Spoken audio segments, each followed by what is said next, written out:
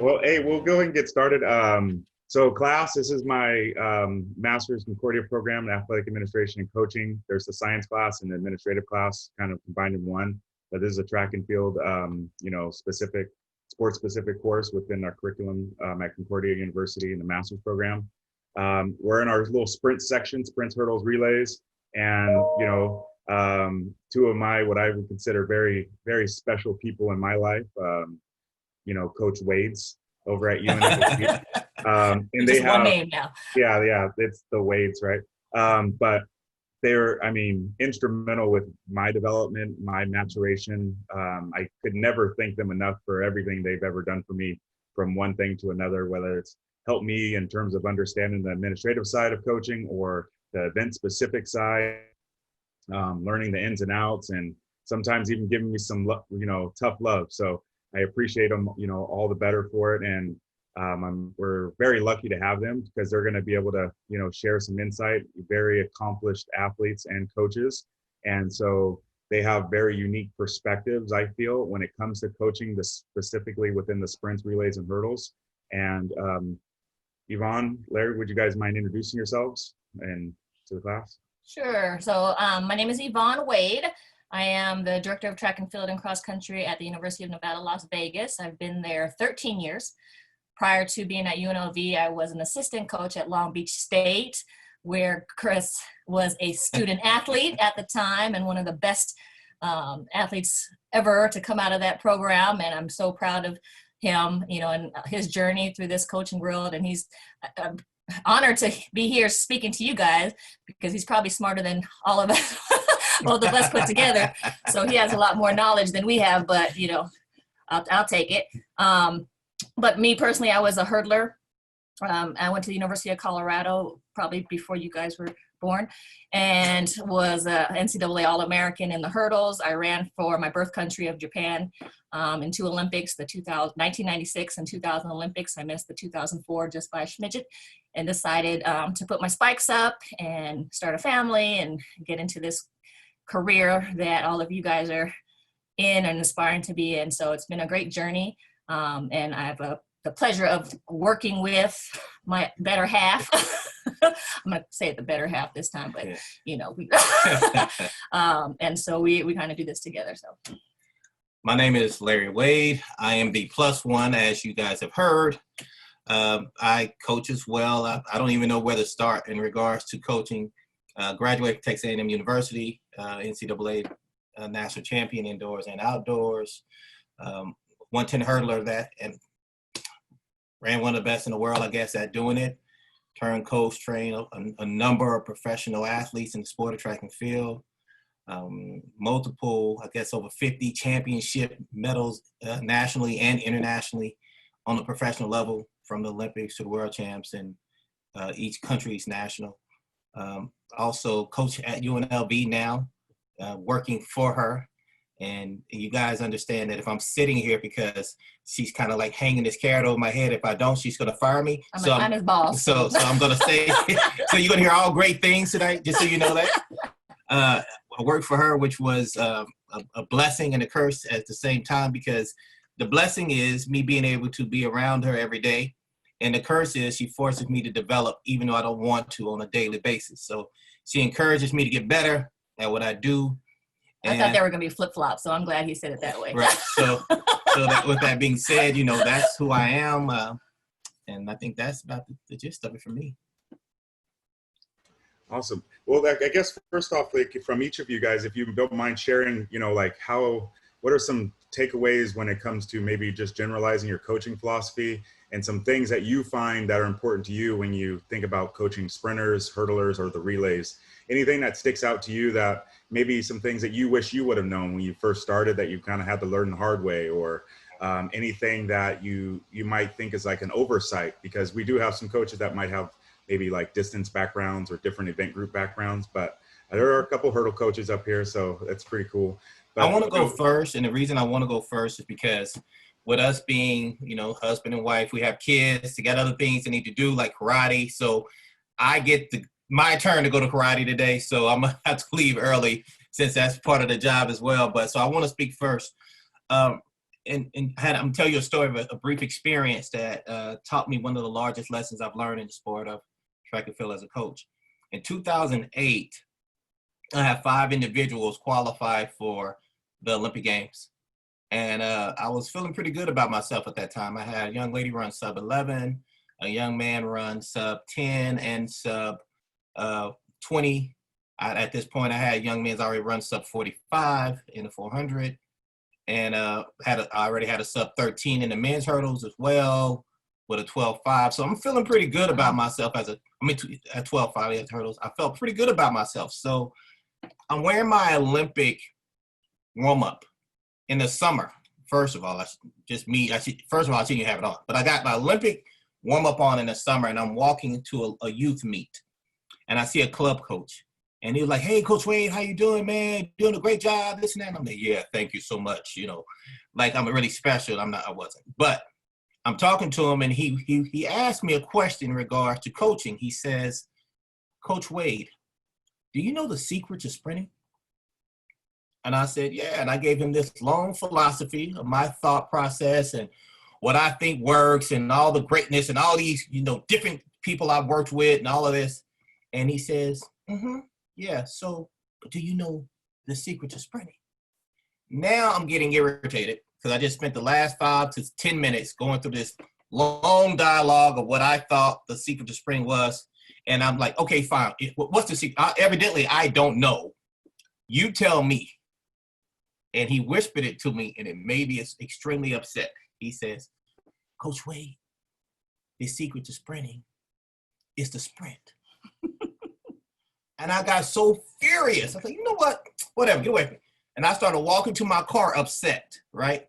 And the longer the walk got, the more stupid I felt because he was right.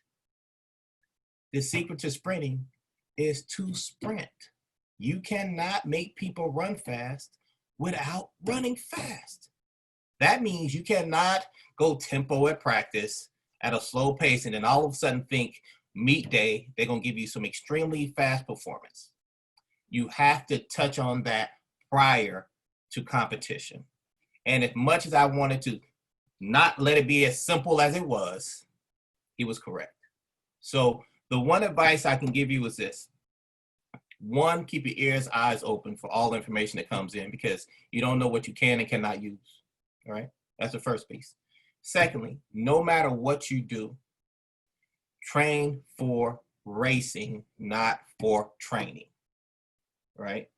You train for racing, not for the sake of just training.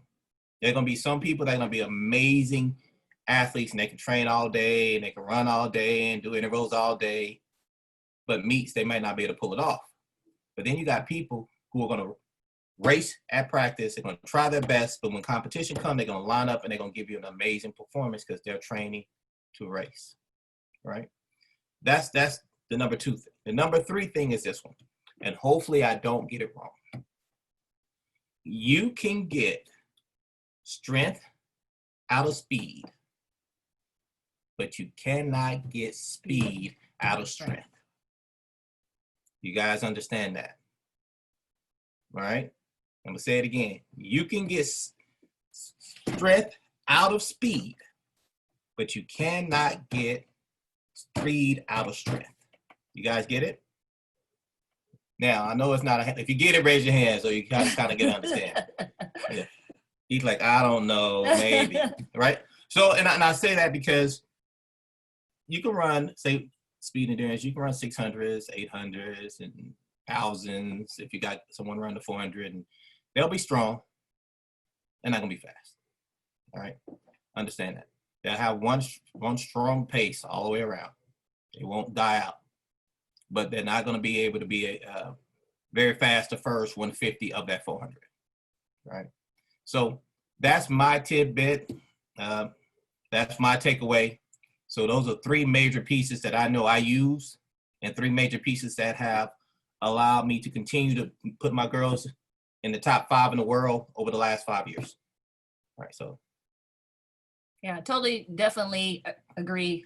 My husband's a lot more well-spoken and versed at sharing that kind of information than I am. But, you go to the theories and the laws of specificity. You know, if you want to be a sprinter, if you want to be a hurdler, you have to be good at that, at just that, you know. And for us college coaches, we have a little bit more playing time, not this year, but usually to build a little bit more base and, you know, get some gas in the tank.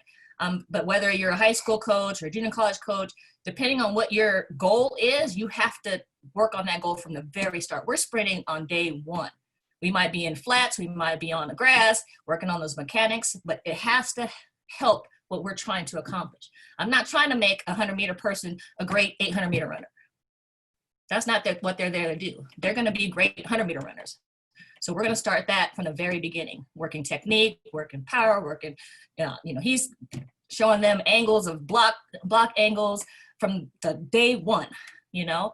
So being very specific to what you're doing is important. I think that's true in all events, you know. You want to play with different energy systems, but the main goal of sprinting and hurling is to do sprinting and hurling at the pace that you want to do it at, you know. Like he said, you cannot run slow Monday through Friday and then expect on Saturday that all of a sudden you're going to kick another gear. If you have not touched that gear previous to that, it's not going to happen. And if it does, you're going to get hurt. Yeah.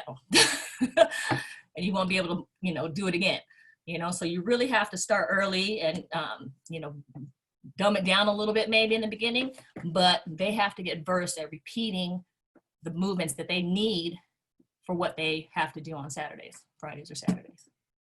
So that's kind of a simple version of it. And when she's speaking that we're sprinting day one, she doesn't mean we're going 100%. Right. She's saying, well, we might start at 60%, just working on technical things, arm swing, chin, hips, knee lift, dorsiflexion of the foot, torso angle, a number of things, eye contact, where it's out on the ground. Just a number of things while we're able to go slow enough to teach it to them, because once we go at full speed, it's hard to teach it at that level. It has to be second nature. And the rule of thumb is, in theory, it takes up to 1,000 repetitions of something in order to make it second nature. So I need to start those reps out day one, trying to do, even though we're going 50, 60%, I need to start after that first day's over. We got 990 more to go. So hopefully that answered your question. Yeah, no, thank you. And so like when it comes to, you know, coordinating like your sprints, hurdles, relays, like what are some things that you instill for your culture? Because I don't know if everybody else knows, but like obviously you have a very strong culture. Your leadership is like, you know, can be shown by the way that your ladies execute at the highest level.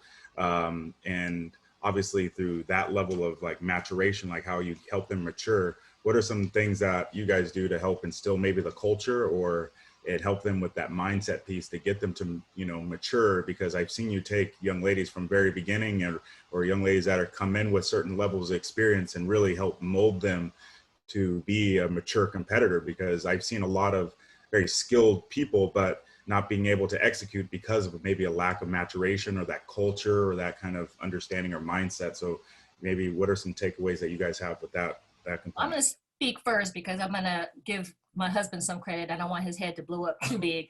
I'm paying her for this, by the way. But, you know, we're both sprint hurdle coaches. So when I hired him on staff, you know, we had, you know, kind of a decision to make, like who's going to take the sprints and who's going to take the hurdles. And, you know, I've known him for a while, even before we were married, to be one of the best, you know, coaches in our field, in other fields, but he can really motivate people to get performances out of them. And the culture that we've built over the last 5 years now, they've absorbed that mentality. We have a depth of sprinters and hurdles where their mind has kind of absorbed his mentality. Like we're here at practice competing. So they know what it's like to be in the lion's den, you know, from day one. So that when they go compete on the weekends, that they're not fish out of water, you know. So that confidence, that repetition that they've done at practice, and knowing that what they're doing is going to apply to what they do on Saturday, gives them the confidence to just go out and do it. Just do what I tell you to do. All the things we've learned, all the things that Coach Wade has taught you how to do from Monday to Friday is going to, you know, result in great performances. And when they see the performances, they start trusting. So the trust factor between our young ladies and the coaching is bar none, you know, and they believe in the system, they believe in the program, and that's part of it. You have to have athletes that are going to buy into what you say. I had a coach in college, and she's still a coach to this day. She had me doing handstands for 2-minute handstands. And I would get so pissed off, and I'm like, why in the world? I'm a sprinter hurdler.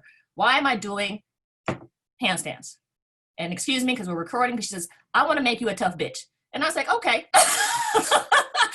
So let me do my handstands, because that's what I want to be, you know? And I was an All-American. And 2-time Olympian. Right. So the handstands works. But if your student athletes believe in the process and believe in what you're selling, they're going to just dive in and be all about it, you know? You know what? At the end of the day, you know, I've been doing this thing for a minute now. I'm a firm believer that the culture starts at the top. You know, no matter what I do, no matter what other coaches are here who performed at UNLV or at any school, the culture can only develop when it's created and started from the very top of the pyramid, and that is with her. She allowed, you know, me to come in and do a couple of things. And the number one thing that she wanted us to make sure we got off was to show them that we loved them, show them that we cared about them first, right? Help them understand, even though they're student athletes, that we want to make sure that academics is equally as important as track and field. And if you're not showing us that academically, then there is no track and field. We've had situations where people, grades weren't the way they needed to be done. They were still eligible. But then Coach Yvonne says, I don't care. You're eligible or not. You're not showing me you can hold yourself, your own academically, so you won't be traveling. And she's done that to a young lady who I was training that was number 3 in the NCAA. And that individual didn't run for 2 to 3 weeks until she got her grades up. And then she was able to participate again. That's where that culture starts at, right? From a coaching standpoint, coaching sprinters, what she was speaking of from a depth standpoint, right now we have 5 young ladies, 4 of them who have run 11.4 faster and have a walk-on who ran 11.6. And so one of the young ladies who just transferred in this year, she came from another school. She was 11.4, young lady. And she was like, Coach, you know, I want to be part of the team, this and that. And I said, that's great. We would love to have you. Take that story back. We got 6 young ladies, 5 11.4 faster. The number 6 girls 11.6. I said, that's great. That's wonderful. We love to have you. And she said, great. And I said, but you won't be on my relay. And she's like, wait a minute, I run 11.4. I don't get to be on the relay. I said, well, you can earn your spot on the relay if that's what you want, because Coach Wade doesn't play favorites. I play win. That's the only game I play. So if you're able to put yourself in a position, run fast enough, you're going to be on that relay, period. And no spot is solid. Whoever works the hardest, whoever wants it the most, is the one that's going to be on that relay. And I think when you create that type of fair playing field, and they understand the competition level necessary from day one to be eligible to be on a relay, to be eligible to travel, to be eligible to represent UNLV and represent themselves at those competitions, it creates a very competitive, honest culture. And so every individual that came, every last one of them was a state champion or a high school national champion. They learn to understand and, more importantly, respect each other's talent as they're developing throughout the season. And I think that culture is created through all of those things that I named.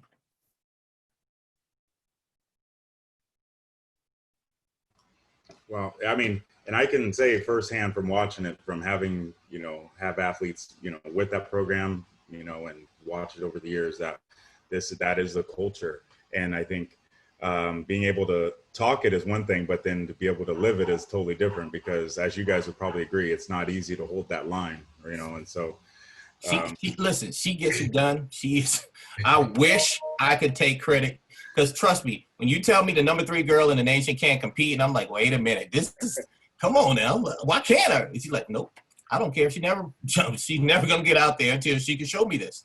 She is all about making sure the whole entire team is well-rounded and understands the fundamentals necessary to be successful not just on the track, but outside of the track, and they have to coincide, and you have to have balance. She is very strong on that. Now, if she was just a type of coach that only cared about results, you know, then that line veers a lot. You can go over it a lot. But her thoughts is, hey, yeah, you're running fast now, and you might be here now. At some day, you won't be on the track. I need you to be ready for those moments as well. So I'm going to teach you not only how to be a fast, respectable young lady or man, but also I'm going to show you how to carry yourself in a way that you be equally as valuable away from the track as you are to the track. I mean, Chris, you're a prime example of that. Yeah. And I know this is a coaching class, but so we're veering a little bit, but for me, that's like super important. As you're developing young people, regardless if you're in high school or junior college or college, you have a small window of time to affect the rest of their life. That's right. You know, and winning and losing and being on a podium, that's just a brief moment. What you can instill in them through our sport can last a lifetime. That accountability, I don't do late. They cannot be late for nothing. If the bus is leaving at 8 o'clock and it's 8:01, you're not making it. You know, because one day you're gonna have a job. They're gonna expect you to be on time. If you're a minute late for a 100-meter race, you miss the race. So you have to teach those lessons early on. And if you don't hold that line, there was a time when my program, we didn't hold lines very well, you know, because we needed every single person to run, you know, but it took a lot for us to be like, you know, this is where we want to be. And in order to do that, we have to draw that line in the stand. And if we falter, if we lose because of it, then we just have to lose. And then they'll figure it out. They figure out what they have to do to be a part of success and to be able to move that on into the future. Yeah, that's awesome. Yeah, because I remember you tried to have me do this one jammer drill and it was hard. And you were just like, this is just what it is. And I had to it took me a little bit. I had to have a moment to myself. But before, I know, Larry, you got to go, but you got to go be a taxi and go to karate practice. I want to see if anybody has any questions that anybody wants to pose or ask, you know, based on sprint, hurdles, relays, experiences, anything like that. Oh, man, got a live bunch here. Yeah, I see. It's a night class. They're ready to go to bed. Yeah. Well, I'll say this. I'm honored to be here, especially seeing some faces that I know that I've seen in the track community. It's always great to see familiar faces. If you don't get a chance to ask me a question, or if you think of something later, the people that know me know they have the number. And if they don't have the number, you can always find my email. It's larry.wade@unlv.edu. So if you guys have any questions, I'm always here. I am a mentor to multiple Division I and Division II and actually JUCO coaches. So if you guys have any questions later on, I'm here. I'm a resource for you. You know, I always tell my athletes, and this is really important that you hear this, because in recruiting, this is one of the things that I say. If you were having heart surgery, you want to be with a heart surgeon that has had a few heart surgeries before. You wouldn't want to go with the guy who just graduated from med school, right? You want a better chance of living. I want to see 5 or 6 people, you cut their chest open, you fix their heart, they stayed alive before I use you as my heart surgeon. So what I'm saying to you is this: you want to be able to put yourself in a situation so you can communicate with people who have that knowledge, who've done it multiple times. Not a person who just did it one time, because anyone can get lucky, right? Anyone can get lucky one time. But if a person can develop over and over and over again with different people, different ages, and different genders, then there's a good chance that that individual may have an idea of what it takes to get there. And that information is not mine to hog, it's me to share with anybody who wants it. So if you have any question whatsoever, feel free to reach out to me and I'll do my best to get that information back to you. Awesome. Thank you. All right, I'm out. Karate time. I got a job to do. You gotta get dressed. Right. You see how she talks to me? Chop, chop. Can't be late. I don't like her. He's got to be the first one there. Yep. But yeah, does anybody have any questions? I think this is a good time to see if there's any questions just generally about sprint hurdle, maybe something we haven't covered, but just about the topic. I guess my question is when you were sitting down, like developing your culture, and I mean, I realize that it probably kind of molded over time, but when you guys were trying to apply it and still stay within the school structure and kind of stuff, I guess like maybe how did you go about like molding that? I mean, I'm sure some of it comes from like your experiences and stuff and then what you wanted outcomes, but. Right. So like I said, I've been at UNLV for 13 years. And when I took over the program, it was a struggling program. They were very bottom of the conference. I think our roster was only 18 or 19 people. We only had 18 scholarships. So every single person was on a full scholarship. Performances were bad. So if you're on a full scholarship and you're not scoring, that's a problem. But on top of that, our graduation rate was bad. Our retention rate was bad. Our GPA was super low. So this is a funny story, when I got the job, and it was really hard leaving Long Beach because I had a phenomenal group of athletes, Chris being one of them, that was there. So to go from like a winning program to this was like, what did I just sign up for? But my athletic director at the time, when I got the job, he handed me the keys to my office and said, good luck, the inmates are running the asylum. And I was like, what did I just get myself into? But they wouldn't let me cut anybody because the graduation rate was, low. So I needed to kind of wait as they filtered out and graduated.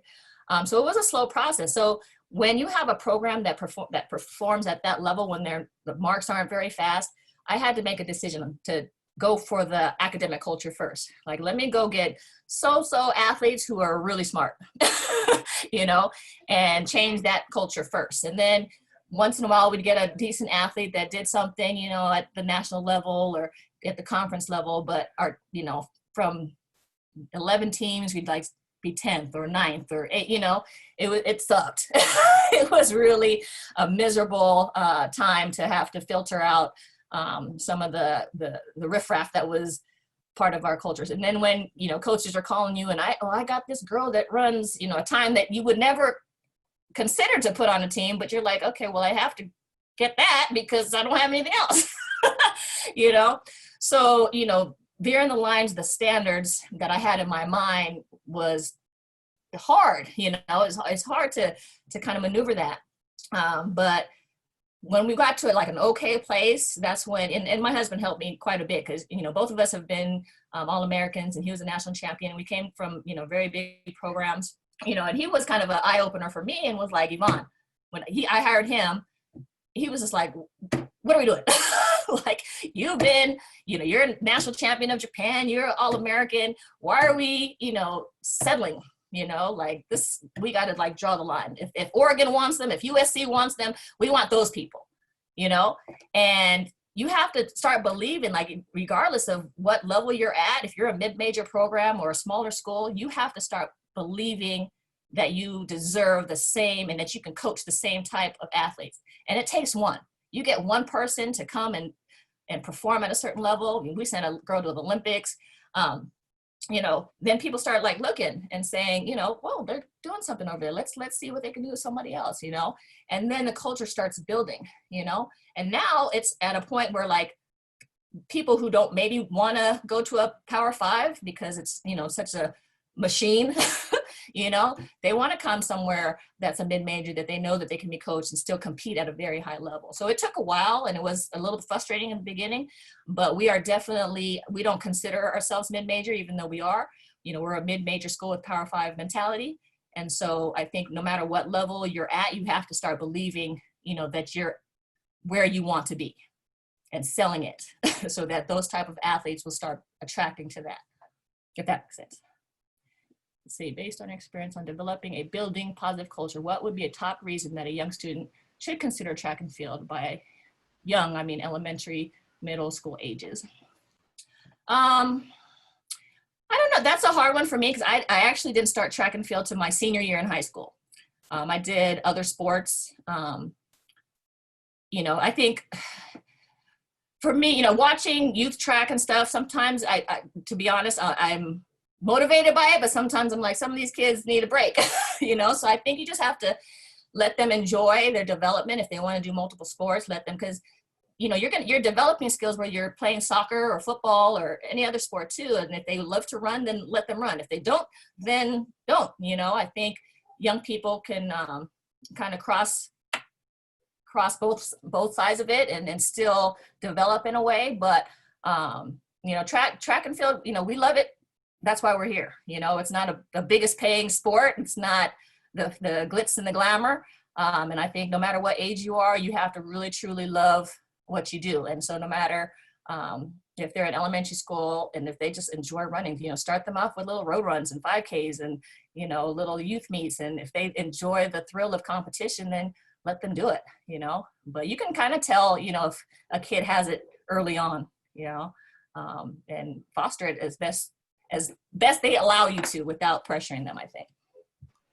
What is the youngest you guys can even recruit now at Division I? Well, we can start sending letters like sophomore year. Really? And then we can call junior year now. And yeah, it's changing all the time. I don't even know. So what do you think one of the biggest difference for like sprints, hurdles, relays is for coaching like the different like gender differences? Honestly, I don't think there's too much difference except from the psychological standpoint. I think in general, this might sound sexist, but my philosophy has always been that men have to compete to feel good and women have to feel good to compete. You know what I mean? So you have to be able to kind of play that a little bit. And it's been different. I haven't been with men in 13 years now, 14 years. So I'm a little disconnected from coaching men. I enjoyed coaching men. Honestly, it was actually for me more like easier, you know, because I didn't have to deal with the psychological part as much. And so, you know, that's the biggest difference, I think, at least for what my experience is. You know, kids have changed. This is a new generation. So, you know, when I was at Long Beach State and the had men, we didn't have Instagram and social media and all these things. So they weren't distracted by, you know, their emotions of how many people like them and how many friends they had. And it's a whole new culture now. You know, we have to kind of take that into account when we're motivating these kids. So that's the biggest difference, I think. Awesome. Is there any other questions for Coach Wade? Yeah, I had one. Earlier, your husband was saying that speed builds strength, but strength doesn't build speed. So my question was, how often do you guys touch on training like specific like sprinter strength? And do you guys just try to keep like keep the intensity up fairly regularly? You know, we touch sprint mechanic type stuff. So like I'll take you through a week, for example, and the rhythm of it kind of remains the same, but the intensity of it obviously gets higher as we get closer to the season. But Mondays we're doing, you know, acceleration stuff. We're learning how to sprint. We're, you know, it might be sleds. We might be, you know, on the grass doing technical work, but everything's short. Tuesdays we'll have a little bit more volume. You know, that'll be our speed endurance days. We actually take off on Wednesdays and let their bodies recover. And then come back on Thursdays where we'll reintroduce some speed stuff and strength endurance type circuit training. And then on Saturdays, he'll get a little bit more technical, like more one-on-one, whether it's block starts and that kind of stuff. So we touch on the speed side of things, whether it's just technical or actually, you know, going balls to the wall and explosive power 2 or 3 times a week. And then our speed endurance twice. Okay.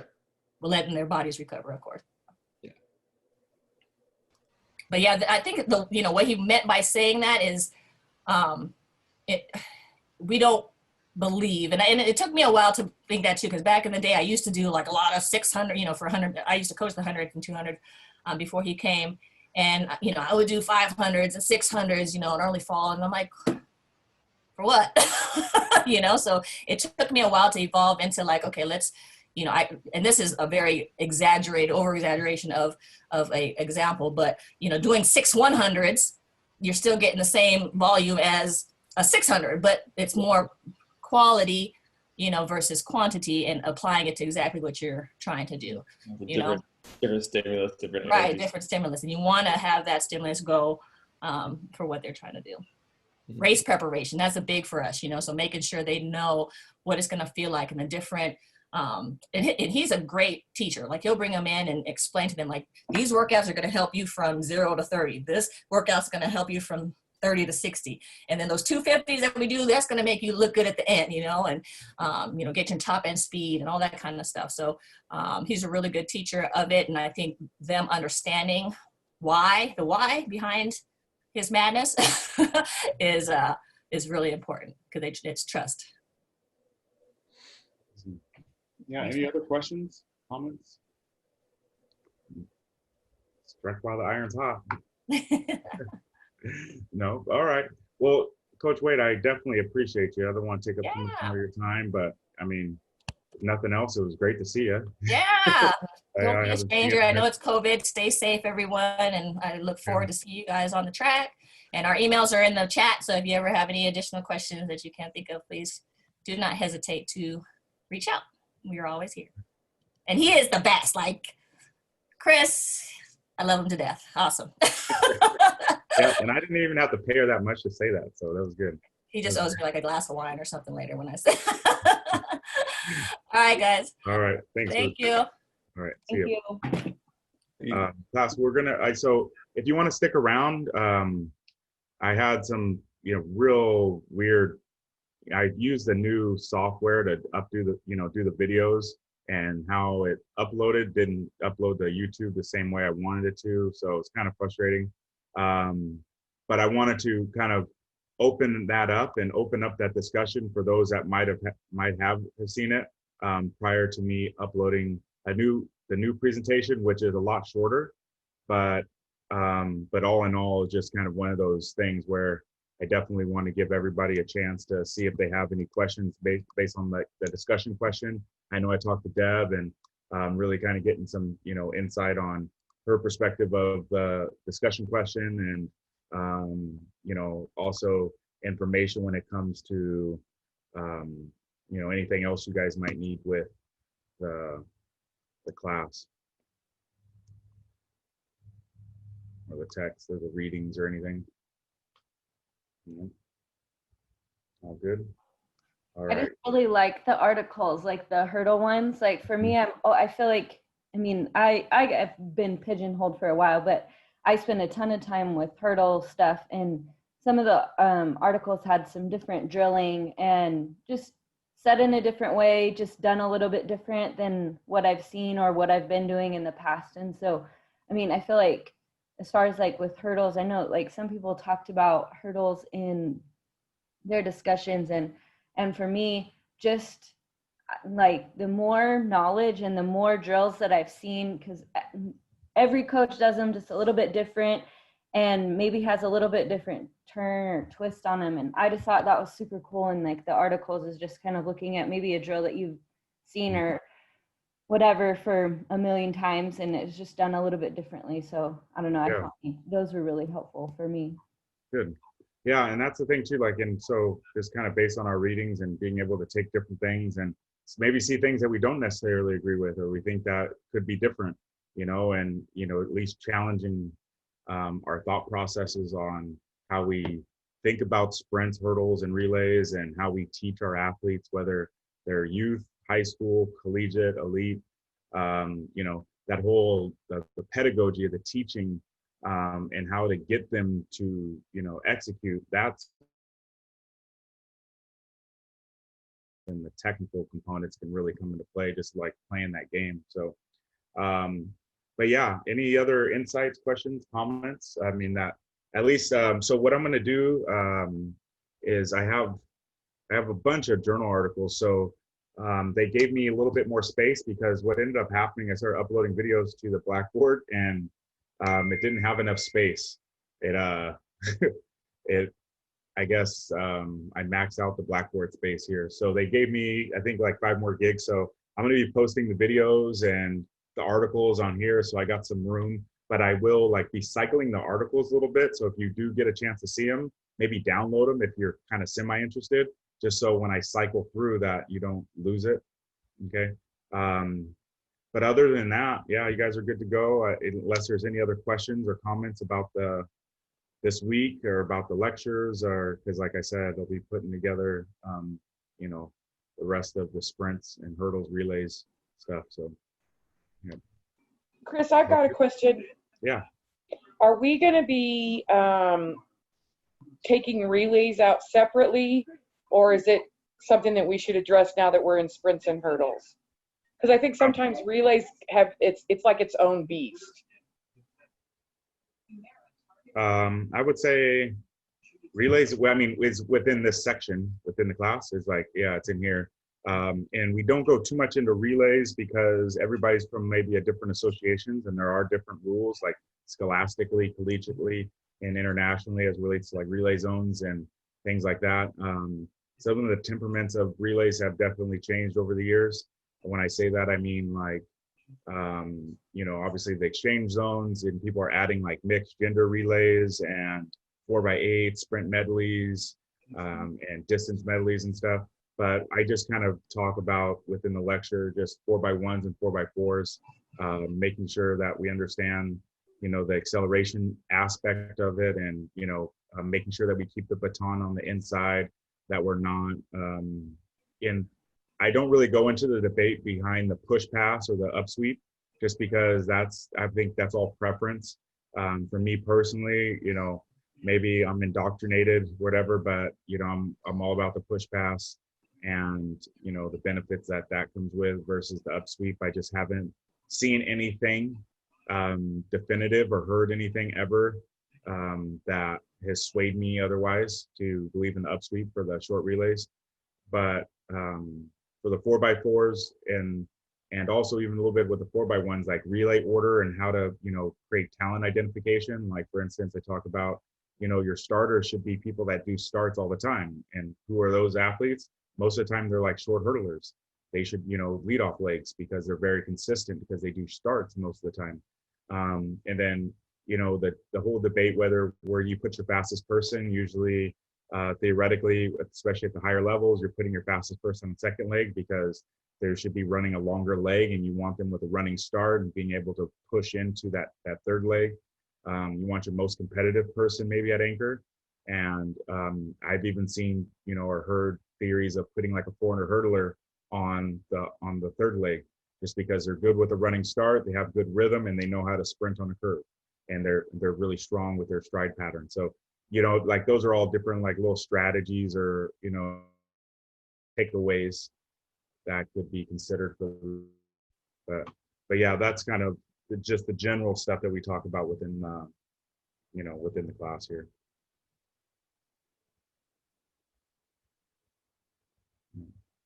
Anything else? Any other questions, comments, concerns?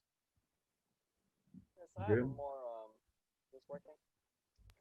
So Chris, for Yeah. clarification, I'm sorry. You're going to change the video and, or Thank you for telling me that, because I would have just left it up, you know.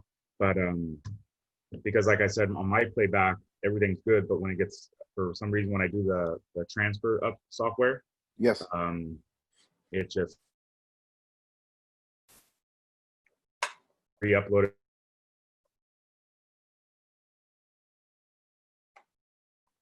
I'll be sending that out. Okay.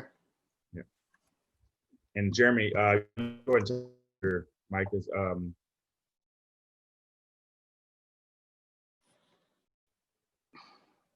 I would say that, like, you would say something like, you know, what I've used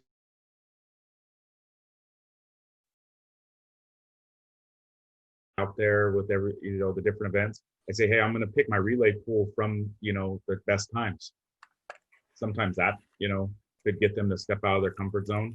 You know, I think like that's the hard part, is like, you know, for you, you have to decide what is the culture or the climate. Do you want them just to be out there, or are you trying to push them to get out of their comfort zone and expand them, you know, and so on and so forth. So if they're having a hard time, because a lot of times it is scary to do those individual events because you're exposed, right? It's just you, those other athletes, and it's easier to hide in a relay. But if you let them know, like, hey, just jump in this regular race so I can at least know where to put you in the relay line, you know, the first, second, third, or fourth leg. I don't know how fast you are because it's hard to time you within this relay, right? So that's one way to extract them from their comfort zone with that. I mean, that's one thing I've done. I remember doing that, you know, a while ago. I was at Moore Park.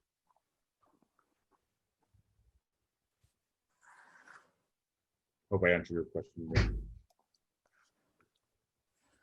Anything else? Any questions, comments, concerns? We're good. And so, like, yeah, if anything else comes up, just hit me up, and any way I can help, or you know, give you guys some insight, or at least point you in the right direction. Next week is jumps. Got some more guest speakers. You know, I'm excited about this next. I mean, those first two, like the distance and sprints and hurdle relays, like, it's just good to see those people. Those are friends of mine, and so are the next few. But it's going to be pretty awesome. Pretty fortunate to have, you know, these kind of individuals come and share their experience and their knowledge with us. So try to take it as much as we can. But yeah, if there's nothing else, you guys are good to go. I'll maybe stick on for a few minutes if there are some, you know, other, you know, questions or, you know, I guess things that you guys want to go over. But other than that, we're wrapped up for tonight. And, you know, like I said, if you need anything, just let me know.